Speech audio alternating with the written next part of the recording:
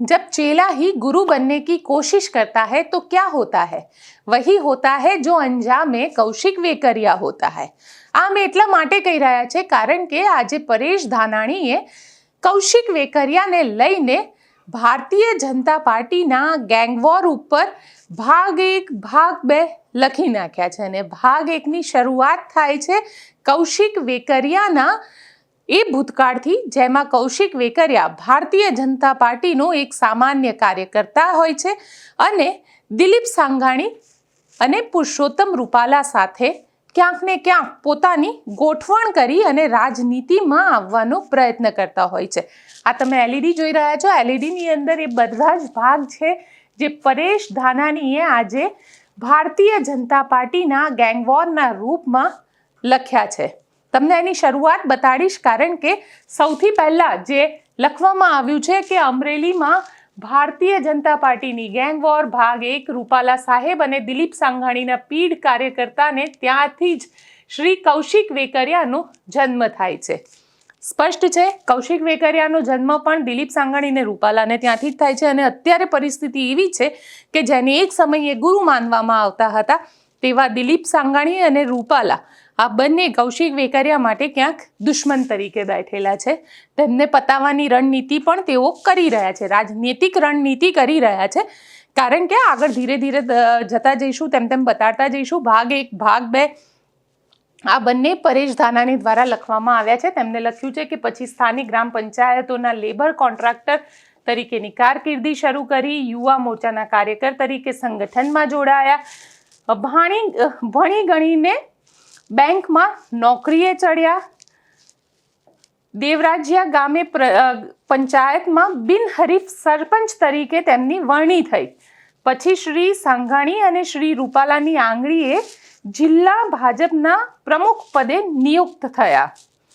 અહીંયા આગળ જિલ્લા ભાજપના પ્રમુખ પદે નિયુક્ત થયા ત્યાં સુધીની વાત આખી કરવામાં આવી રહી છે અને પછી જે લખવામાં આવ્યું છે તે પણ ઘણું ઇન્ટરેસ્ટિંગ છે કારણ કે પ્રદેશ પ્રમુખનું પાકીટ ઉપાડનાર ખુદ શ્રી પાટીલના ચેલા બની જાય છે। અત્યાર સુધી જે લોકો CR પાટીલ સાથે નહોતા તેવા પણ જ્યારે CR પાટીલ અધ્યક્ષ બન્યા ત્યારે તેમના ચેલા બની ગયા અને અહીંયા કારણ કે એવું કહેવાય છે કે યુવા નેતા બન્યા, યુવા કાર્યકર્તા હતા, તેમને ગૃહમંત્રી હર્ષ સંઘવી સાથે ખૂબ સારો ઘરોબો કારણ કે બંને યુવા કાર્યકર્તા તરીકે ભારતીય જનતા પાર્ટીમાં જોડાયા હતા। આગળ અહીંયા વાત કરીએ તો પ્રદેશ પ્રમુખના પપેટ તરીકે અમરેલી જિલ્લા સંગઠનમાં છૂટો દોર અપાયો। જિલ્લા ભાજપના સંગઠનમાં બધી એક તરફી નિમણૂક તો થાય છે, જિલ્લા પ્રમુખના ખિલ્લે આખું વહીવટી તંત્ર બંધાઈ જાય છે। જિલ્લા પ્રમુખના ઈશારે બધાય સાચા ને ખોટા સરકારી કામની અમલવારીની શરૂઆત થાય છે। સાચું હોય કે ખોટું હોય, આ બધા જ કામ ભારતીય જનતા પાર્ટીના નેતાના ઈશારે થાય છે તેવું પરેશ ધાનાણી આરોપ લગાવી રહ્યા છે। અમરેલીની અંદર જોવા જઈએ તો જે રીતે પાયલ ગોટીનો કેસ આવ્યો છે એ પાયલ ગોટીના કેસમાં તો ક્યાંક આપણને એવું જ લાગે કે ક્યાંક જે પણ થયું છે એટલે પોલીસે કર્યું છે પણ કોના કહેવાથી કર્યું છે તો આંગળી કૌશિક વેકરિયા તરફ ચોક્કસથી જાય। કોઈ પણ અજાણ્યો વ્યક્તિ પણ હોય તો પણ એકવાર તેના શકની સોય જે છે એ કૌશિક વેકરિયા તરફ અને SP સંજય ખરાત તરફ ચોક્કસથી જશે અને આખા મામલામાં પણ કંઈક આવું જ છે જે તારણ પરેશ ધાનાણી દ્વારા કાઢવામાં આવ્યું છે। ભાગ 1 ભાગ 2 આવા અલગ અલગ ભાગ જે છે તે તેમના દ્વારા લખવામાં આવ્યા છે અને તેમના દ્વારા કહેવામાં આવી રહ્યું છે કે કઈ રીતે આ આખું સ્કેમ ચલાવવામાં આવતું હતું। તમને અહીંયા આગળ બતાડીશ। આ ભાગ 2 છે।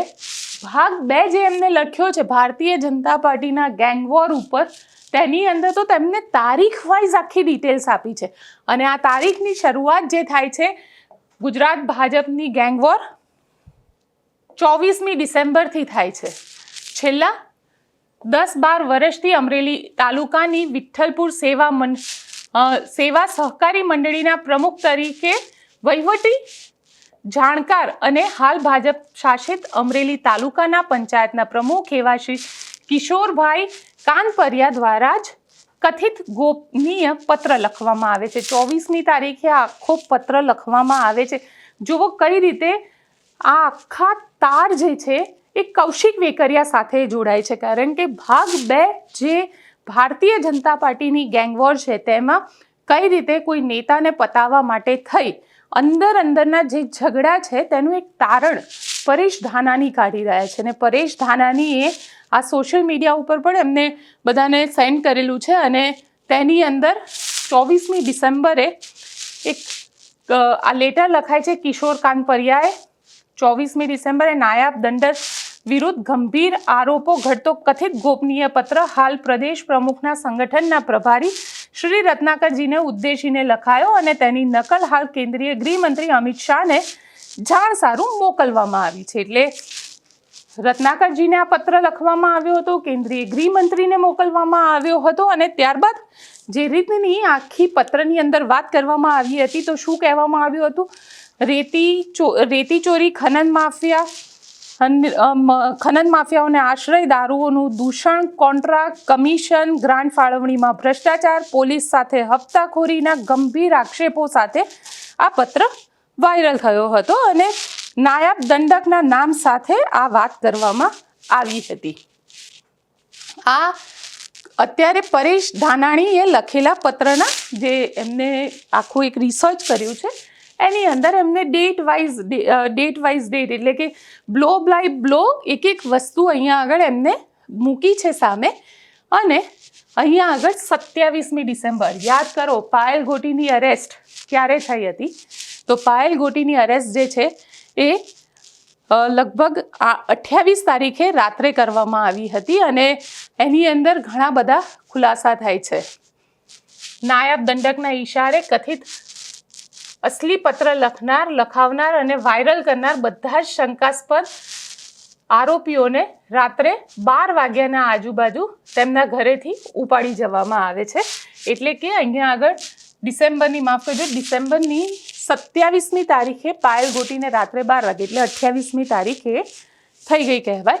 ડિસેમ્બરની 27મી તારીખે રાત્રે 12 વાગે તેના ઘરેથી ના માત્ર પાયલ ગોટીને પરંતુ જેટલા પણ આરોપી હતા જેમાં મનીષ વગાસિયાથી લઈને અન્ય લોકો હતા તે બધાને અહીંયા આગળ લઈ જવામાં આવે છે.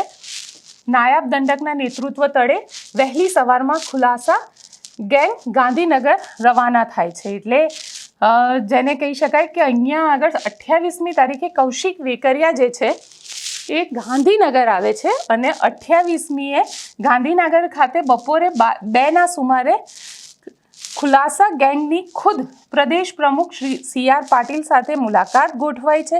એટલે કૌશિક વેકરિયા જે છે એ CR પાટીલ સાથે મુલાકાત કરે છે. નાયબ દંડકની ખુલાસા ગેંગ સાથે ખુદ પ્રદેશ પ્રમુખની ગુફ્તગુ થયા બાદ તુરંત જ સાંજે 5ના સુમારે કથિત અશ્લીલ પત્રની નકલ ફરિયાદ નોંધાઈ છે. એટલે અહીંયા સાંજે 5 વાગે આ જે FIR છે તેની ફરિયાદ નોંધાય છે. નજીવા પગારે ખાનગી નોકરિયાત એવી એક નિર્દોષ દીકરીને પણ ઇરાદાપૂર્વક આરોપી બનાવાય છે. અહીંયા આગળ આ ડેટ વાઇઝ આપ્યું છે, સમયથી એક સમયની અહીંયા આગળ પલની માહિતી કહી શકાય તે રીતે પરેશ ધાનાણીએ એક ડિટેલ આપી છે. યાદ કરો મનીષ વગાસિયા જે આખા કેસનો મુખ્ય આરોપી છે. મનીષ વગાસિયાએ પ્રેસ કોન્ફરન્સ કરી અને પ્રેસ કોન્ફરન્સમાં એને સ્પષ્ટ શબ્દમાં કહી દીધું કે FIR જ્યારે થઈ અને FIR થયા બાદ તેને ખૂબ મારવામાં આવ્યો. જ્યારે મારવામાં આવતો હતો ત્યારે SP ત્યાં હાજર હતા અને સતત દબાણ કરવામાં આવતું હતું કે આ પત્ર જે છે એ પત્ર કોના કહેવાથી લખાયો? તો એ પત્ર દિલીપ સાંઘાણીના કહેવાથી લખાયો. આ પ્રકારનું દબાણ કરવામાં આવતું હતું. અહીંયા મનીષ વગાસિયાને પણ સાંભળી લઈએ એણે જે પ્રેસ કોન્ફરન્સ કરી છે. 27 તારીખે 27/12/2024 રાત્રિના 10:30 કલાકે LCBની ગાડી મારા ઘરે આવેલી. મને કીધું કે ભાઈ તમારો ફોન અને ચાવી બે સાથે લઈ લો. એટલે હું ગાડીમાં ફોન અને ચાવી સાથે લઈને બેઠો.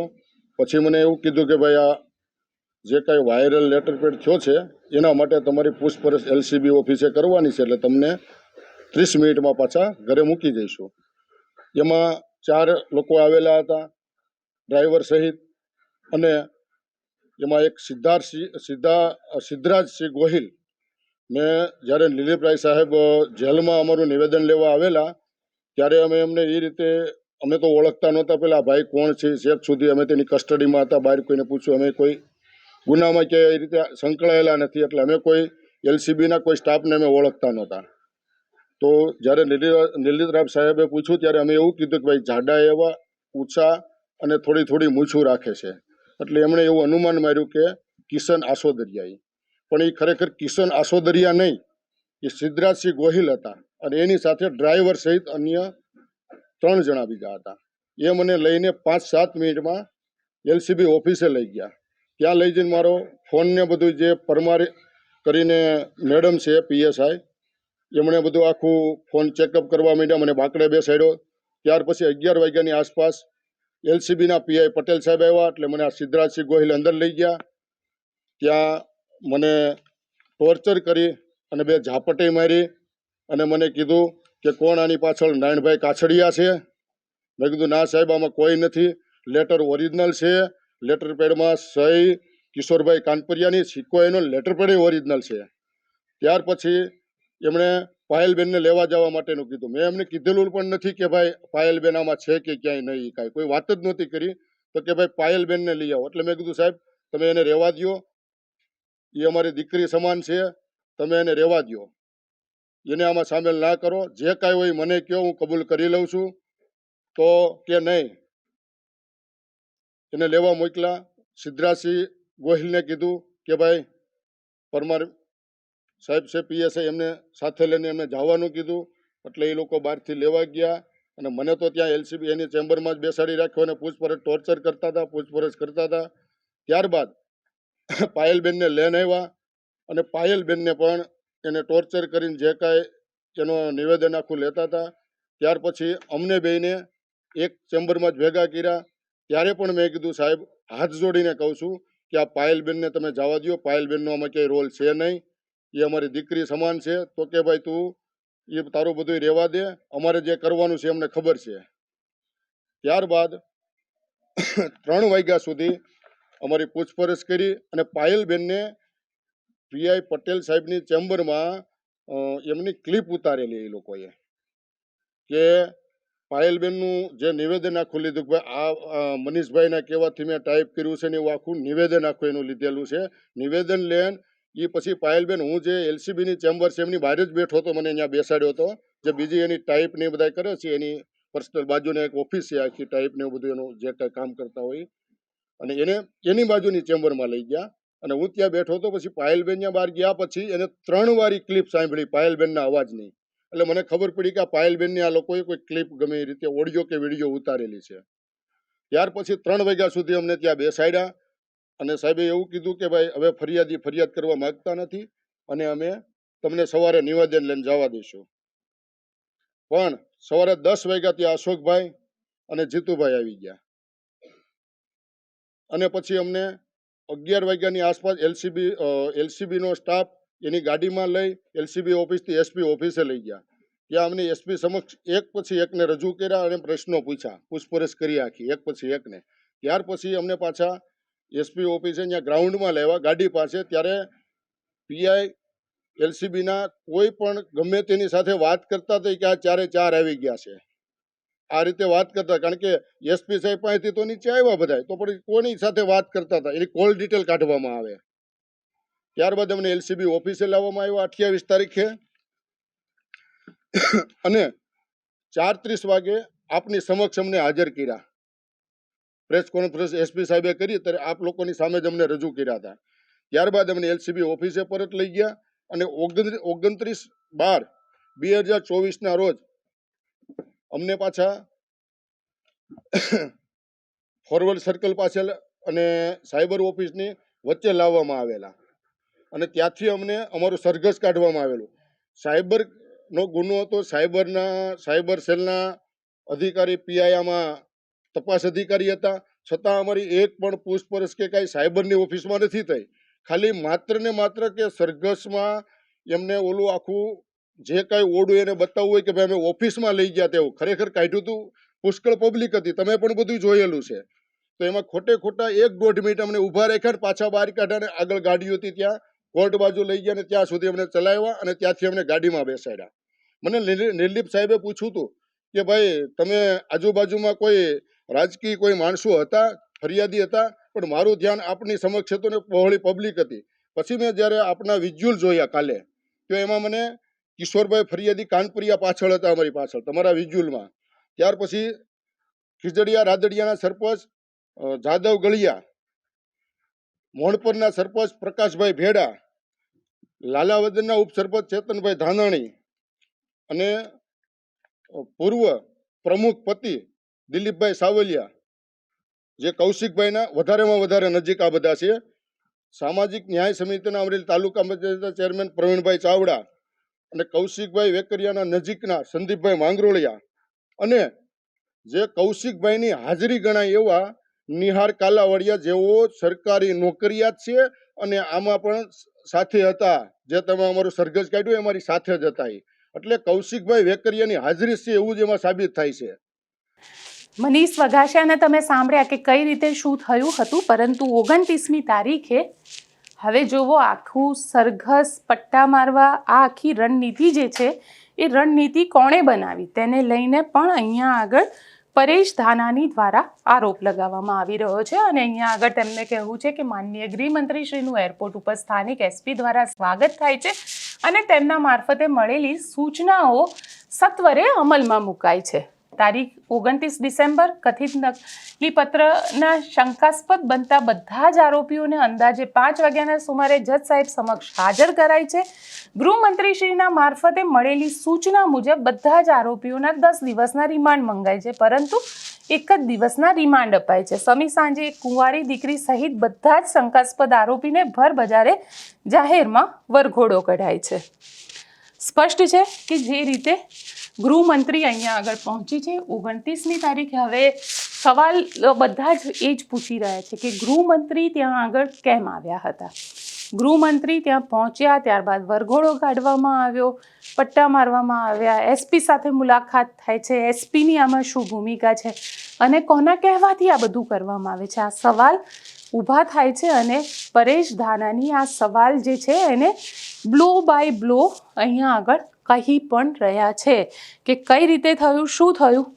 અહીંયા તમે જોઈ શકો છો કે અડધી રાત સુધી પોલીસ સ્ટેશનમાં એક નિર્દોષ દીકરીની નજર સામે અન્ય જે શંકાસ્પદ સહ આરોપી છે તેમની સાથે મારામારી કરવામાં આવે છે. અને જે પટ્ટા મારવાની વાત છે તે પટ્ટા મારવાની વાત પણ અહીંયા આગળ કરવામાં આવી રહી છે. એટલે કે એક આખો ખેલ ખેલાય છે. આ ખેલ એટલા માટે પણ ખેલાય છે કે ક્યાંક જે દીકરી છે તેના દ્વારા બધી જ વાતને કબૂલ કરી લેવામાં આવે.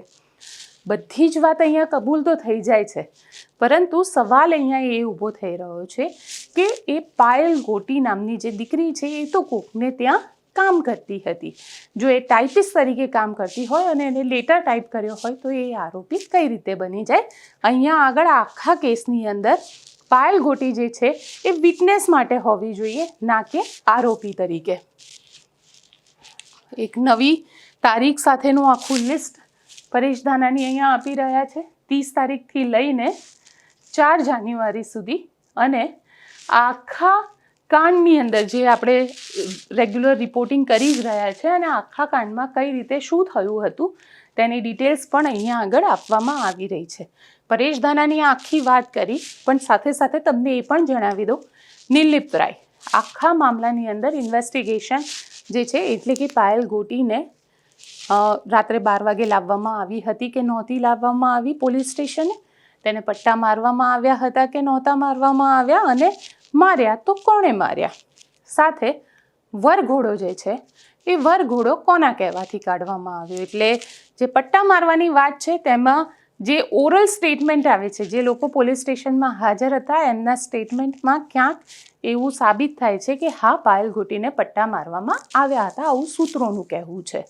અને નિર્લિપ્ત રાયના રિપોર્ટમાં પણ એ વસ્તુ લખેલી છે, પરંતુ ક્યાંય પાયલ ગોટીને જ્યારે મારવામાં આવી ત્યારે ના એને હોસ્પિટલમાં કંઈ કીધું છે, ના એને જેલમાં કંઈ કીધું છે, ના એને કોઈ અન્ય વ્યક્તિ જે વખતે તેને મળવા માટે આવતા હતા તેમને પણ કશું જ કીધું નથી. એટલે આ આરોપ જે છે એ આરોપ ક્યાંય પ્રૂવ થઈ શકે તેવા નથી. વરઘોડાની વાત કરવામાં આવે તો વરઘોડાની વાતમાં અત્યારે એક તરફ હર્ષ સંઘવી છે અને બીજી તરફ ડીજીપી છે. ડીજીપી કહે છે કે અમારામાં વરઘોડા જેવી કોઈ ભાષા જ નથી હોતી, કારણ કે અમે તેને રિકન્સ્ટ્રક્શન કહીએ છીએ અને વરઘોડા નથી કઢાતા. હર્ષ સંઘવી કહે છે કે કાયદામાં રહેશો, ફાયદામાં રહેશો, વરઘોડા તો નીકળશે. આ બધી જ વાત હર્ષ સંઘવી રાજનીતિક રીતે કહે છે, પણ કૌશિક વેકરિયા અહીંયા આગળ રાજનીતિક રીતે સવાલ તેમના ઉપર ઊભો થઈ રહ્યો છે, આંગળી તેમના ઉપર ઉઠી રહી છે, પણ ક્યાંય કોઈ જવાબ કૌશિક વેકરિયા નથી આપી રહ્યા. કેમ નથી આપી રહ્યા, કેમ નથી બોલી રહ્યા કે ખરેખર આ બધું જ જે કરવામાં આવ્યું હતું, કારણ કે એવું માનવામાં આવે કે લાંબા સમય સુધી કોઈ વ્યક્તિ મૌન રહે તો તે મૌન છે એનો મતલબ એ નથી કે એ સાચો છે. એ વ્યક્તિએ ખુલાસો કરવો પડે કે હા હું આમાં હતો કે નહોતો. કૌશિક વેકરિયા કશું જ નથી બોલી રહ્યા. તો શું એમ માની શકાય કે કૌશિક વેકરિયા આની અંદર નિર્દોષ તો નથી જ? કારણ કે કૌશિક વેકરિયાના એક નિવેદનની રાહ બધા જ જોઈ રહ્યા છે, અને એ રાહ છે કે કૌશિક વેકરિયા આખા મામલે શું કહી રહ્યા છે. મીડિયાથી તો ભાગતા ફરે છે, કારણ કે ખોડલધામ પણ વચ્ચે આવી ગયું, બધા સામાજિક આગેવાનો પણ વચ્ચે આવી ગયા. પાટીદાર દીકરીની વાત છે, પણ પાટીદારની કોઈ પણ સમાજની દીકરી હોય તેની સાથે આ પ્રકારની વાત ન થવી જોઈએ. અને કૌશિક વેકરિયા ધારાસભ્ય છે ભારતીય જનતા પાર્ટીના, સરકારની અંદર તો દંડક છે, એટલે તેમના દ્વારા આ વસ્તુ કરવામાં આવી તેને લઈને પણ સવાલ ઊભા થાય. એ સ્પષ્ટ વાત છે કે હવે કૌશિક વેકરિયાએ જવાબ આપવો પડશે. હવે વાત કરી લઈએ અમદાવાદમાં ઓઢવ વિસ્તારમાં આવેલા રબારી સમાજના મકાનો ઉપર ચાલેલા બુલડોઝરની. આજે શંકરસિંહ વાઘેલા ત્યાં આગળ પહોંચ્યા હતા. શંકરસિંહ વાઘેલા પહેલાં ત્યાં આગળ ઈસુદાન ગઢવી પણ પહોંચ્યા હતા, શક્તિસિંહ ગોહિલ પણ પહોંચ્યા હતા, અને જે રીતે રબારી સમાજના અમુક જે ઘર ઇલીગલ હતા તેવું માનવામાં આવે છે, પરંતુ નોટિસ આપીને તરત ને તરત આ ઘર તોડી નાખવા, તેના વિરોધ, તેને લઈને જે સમાજના લોકો છે તેમનો વિરોધ છે. અને શંકરસિંહ વાઘેલાએ આજે જ્યારે ત્યાં પહોંચ્યા તો આ આખી ઘટનાને સરકારનું અમાનવીય વર્તન કહ્યું. શંકરસિંહ વાઘેલાએ શું કહ્યું તે પણ સાંભળીએ આપણે. થોડા દિવસ પહેલા જ્યારે સમાચાર મળ્યા કે ઓઢવમાં રબારી વસાહતમાં 60 વર્ષ કરતા વધારે રહેતા પરિવારો ઉપર અમદાવાદ મહાનગરપાલિકાએ બુલડોઝર ફેરવીને તોડવાની કામગીરી કરી છે.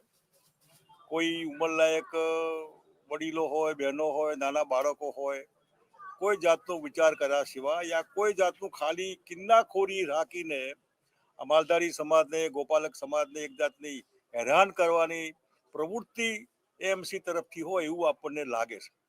સૌથી પહેલા તો અહીં જ્યારે કોઈ રહેતું હોય ત્યારે તમારી પાસે એવું તંત્ર હોવું જોઈએ જે એમને ના પાડે કે તમારે રહેવાનું નથી. અહીં ખર્ચો કરીને લોન લઈને પાકા મકાનો બનાવે, પરિવાર સાથે 2 પેઢી પૂરી થાય, અને એમને એમ થાય કે આ પ્લોટ અમારો છે તો સમાજનો હક પહેલા છે. આ સુપ્રીમનો એમાં ચુકાદો હોય, ગુજરાત હાઈકોર્ટનો ચુકાદો હોય, માનવતા નેવે મૂકીને જે રીતે આપણે અમાનવીય કૃત્ય કહી શકાય એવું કર્યું છે, માફ ન કરી શકાય એવું છે. રબારી સમાજ તો એક નિમિત્ત છે, તો પહોંચી વળે એવો સમાજ છે, પણ એ એકલા નથી હોતા. એમની સાથે એમનો પરિવાર એટલે ગાયો, ભેંસો એ પણ એમાં હોય. એ સમાજ પણ માણસ છે. એ બી ગમે ત્યાંથી ગ્રામ્ય વિસ્તારમાંથી અમદાવાદ શહેરની પબ્લિકને સારું ચોખ્ખું દૂધ પૂરું પાડવા માટે આવ્યા હોય. એટલી ડેરીથી દૂધ ન ચાલે, એટલે એમાં પૂરક રીતે, અને એમાં એકમાત્ર આધાર એમનો પશુપાલન હોય. એટલે સ્વાભાવિક છે જે તે વખતે શહેરનો વેરાન વિસ્તાર કોઈ રણીધણી નહોતું ત્યારે આ વિસ્તારને એમને સાચ્યું છે. આજે જ્યારે પાકા મકાનો બની ગયા હોય તો નગરપાલિકાને ખબર નહોતી મકાન બને છે, એ વખત ના પાડવી તેને કે મકાન ન બનાવતા.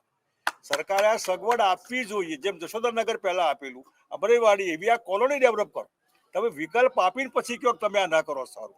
પણ જ્યારે આટલા મકાન 50 વર્ષથી મકાન બને, લગભગ 15, 20, 25 લાખ ખર્ચો થયો હોય, ક્યાંક લોન લીધી હોય, ઉછીના લીધા હોય, એટલે અમાનવીય કહી શકાય એવા કૃત્ય છે. હું માનું ત્યાં સુધી જ્યારે ગાયો ભેંસોને કાઢવાની વાત કરી ત્યારે પણ કેટલાક સમાજના આગેવાનો મૌન રહ્યા હતા. આમાં પણ મૌન ન રહેવાય. આ મતનું કે રાજકીય પાર્ટીનું પોલિટિક્સ નથી. આ માનવતાના આધારે, આ પક્ષ કે પેલો મહત્વનું નથી. આ પણ તમે જે કંઈ શાસક છો અત્યારે તમારો પાવર, એ પાવરના આધારે એટલો ઉન્માદ ન હોય કે અમે તમને બતાવી આપે. તમે ગમે તે પાર્ટી, આજે ભાજપ છે, કાલે કોંગ્રેસ હોય, કોઈ કોંગ્રેસનો આગેવાન હોય એને બતાવી આપવા માટે આડેધડ તોડફોડ કરવી એ બરાબર નથી. અને હું માનું ત્યાં સુધી સમાજના આગેવાનો ભેગા થઈને સરકારની રજૂઆત કરવી જોઈએ.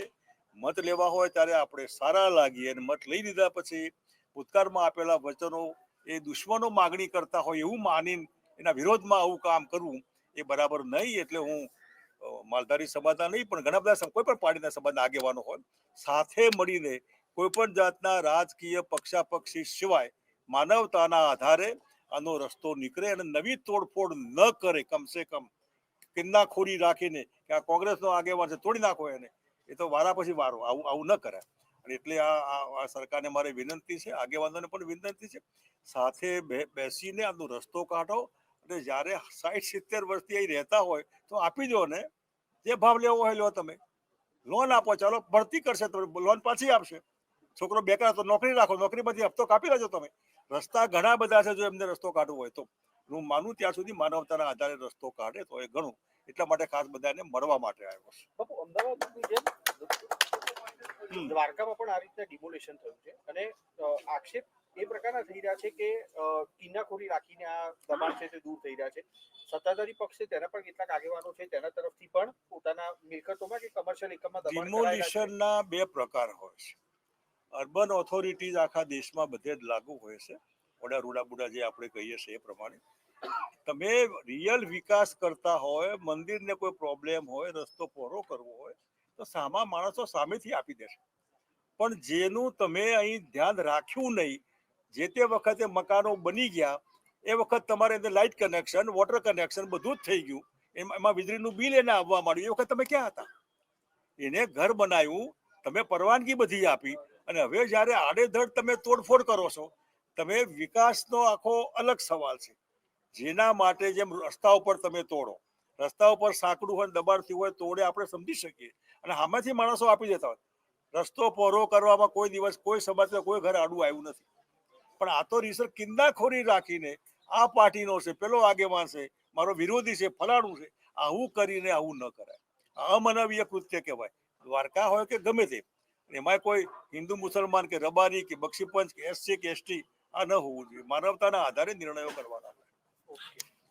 ભલે, ચાલો પધારો બધા. Okay, thank you. નમસ્કાર. સ્પષ્ટ છે કે પાયલ ગોટી હોય કે રબારી સમાજની અંદર રહેનારા એ સામાન્ય રોજે કમાઈને રોજે ખાનારા લોકો હોય, આ સરકાર હવે જે વર્તન કરી રહી છે એને ક્યાંક ને ક્યાંક લોકશાહીનું હનન ગણવામાં આવી રહ્યું છે. અને આ હનનથી સામાન્ય માણસ હેરાન થઈ રહ્યો છે. ક્યાંક સત્તાનો નશો એટલો મગજ ઉપર ચડી ગયો છે કે સામાન્ય માણસની પીડા અને દર્દ સત્તા આગળ નથી દેખાઈ રહ્યા. આપ શું વિચારો છો? મને કોમેન્ટ બોક્સમાં ચોક્કસથી લખીને જણાવજો અને અમારી ચેનલ નિર્ભય ન્યૂઝને લાઇક, શેર અને સબસ્ક્રાઇબ કરવાનું ભૂલશો નહીં. આભાર.